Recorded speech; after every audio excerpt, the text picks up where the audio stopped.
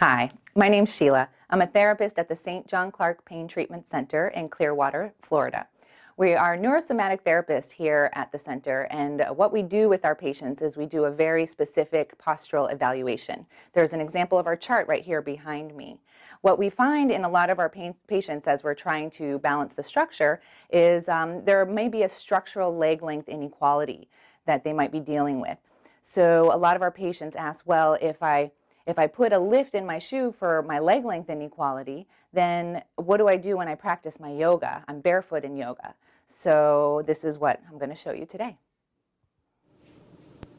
So as I start my yoga practice, I'm about to do sun salutations. As you can see, I have a lift underneath my short foot. That's my right foot.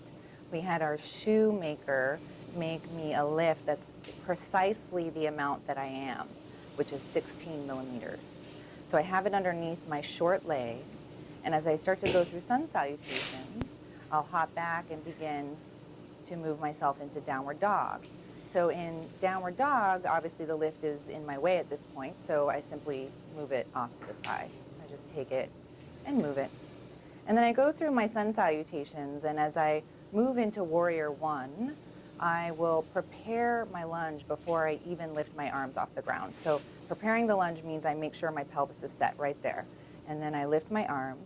And what I mean by pelvis set, I mean I want the pelvis level to the ground. So even with this leg length difference, I really make sure my pelvis is level to the ground when my legs are spread apart. This is different when your legs are close together. And that's why I use the lift in poses where the legs are closer together, like mountain pose and chair pose and things like that. When I come into downward dog, I just step my longer leg back a hair, and I'll show you in a moment when I hold downward dog. So as I come through warrior one on the other side, I take a moment, set my pelvis, make sure I have stability before I lift my arms. That's very important. And then as I move into warrior two, I lengthen my back leg back so I can really level my pelvis here. And I start to move through what's called the Vinyasa Sequence.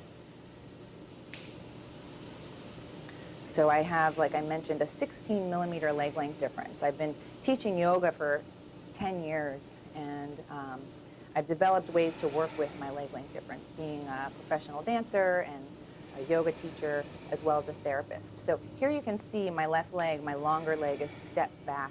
I'm doing some oscillatory movements to really decompress and lengthen my spine.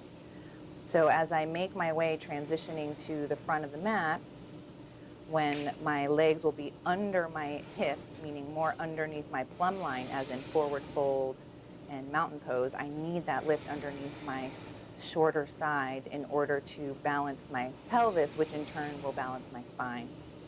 And as I rise up, I'm level on 2 feet. That lift balances the sacral base, which is where the spine starts to grow out of the pelvis.